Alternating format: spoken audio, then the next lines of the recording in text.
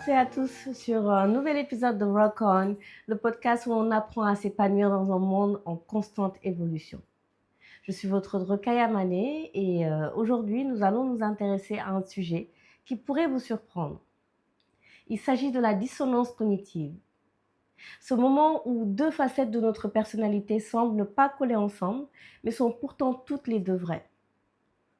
Nous allons voir comment comprendre ce concept peut vous aider à révéler vos forces cachées, à trouver un meilleur équilibre, mais aussi à embrasser toute notre complexité.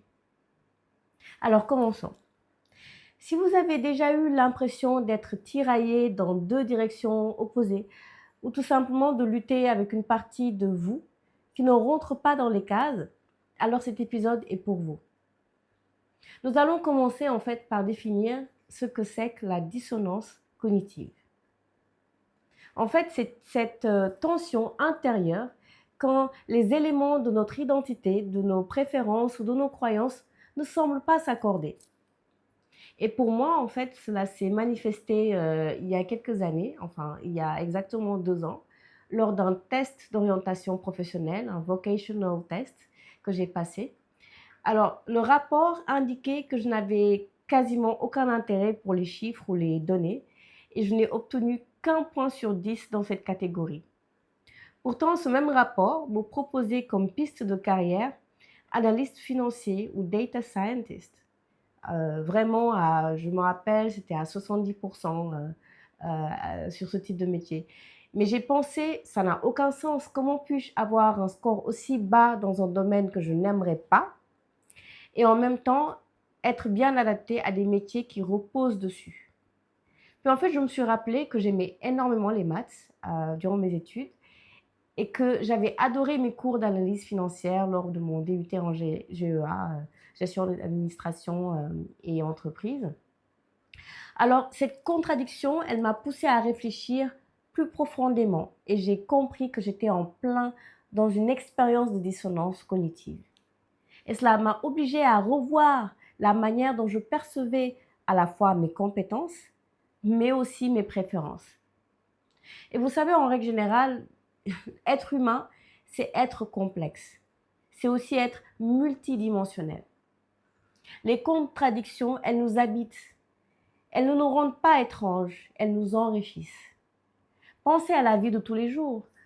Par exemple, vous vous voyez comme quelqu'un de discipliné avec de l'argent, mais vous craquez parfois pour un achat inutile en vous disant « je suis discipliné financièrement, mais je n'ai pas pu résister à cet achat ».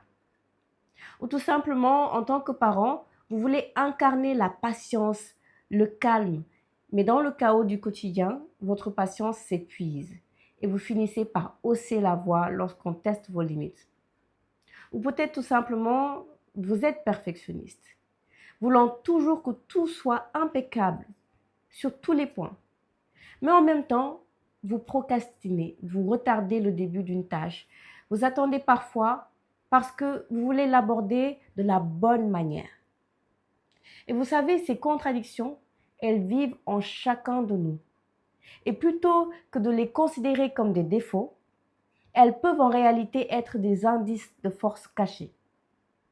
Et j'ai réalisé que ce n'est pas parce que je n'aime pas jouer avec les chiffres, d'accord, que je ne suis pas douée pour interpréter les données et en tirer des décisions. Pour moi, l'essentiel, ce n'était pas de passer des heures dans des tableurs, mais d'identifier des tendances, des corrélations, de tester des hypothèses, d'analyser des évolutions dans le temps et aussi d'en dégager des perspectives stratégiques. Bref, tous ces aspects de données qui m'inspirent vraiment, d'analyse. Et vous savez, dans les ressources humaines, mon domaine, mes activités, le côté analytique, en fait, il ne consiste pas forcément à faire du calcul pur.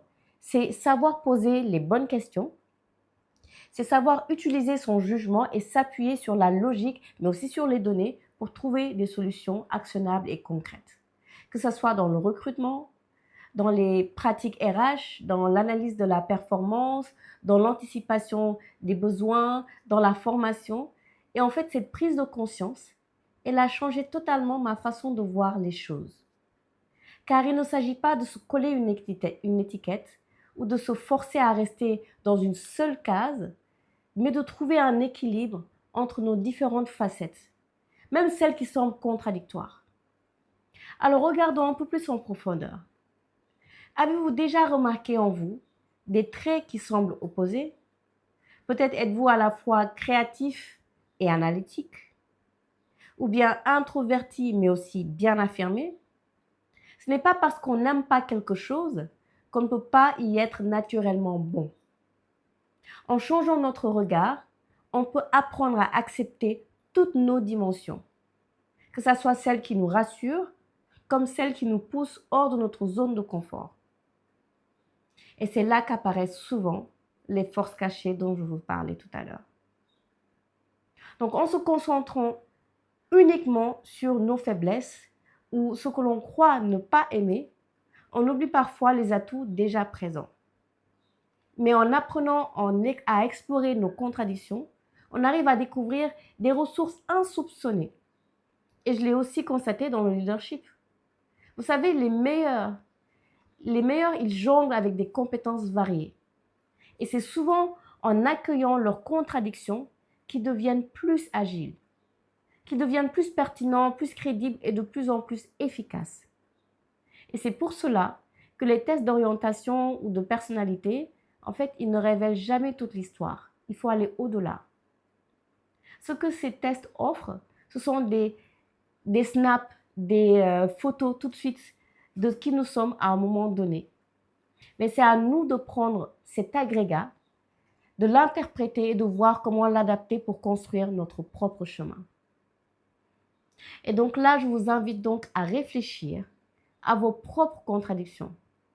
Quels traits en apparence opposés pourraient en réalité se compléter, mais aussi quelles forces cachées pourriez-vous y découvrir?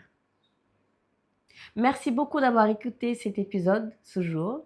N'oubliez pas, il faut être multidimensionnel. Ce n'est pas un défaut et c'est profondément humain.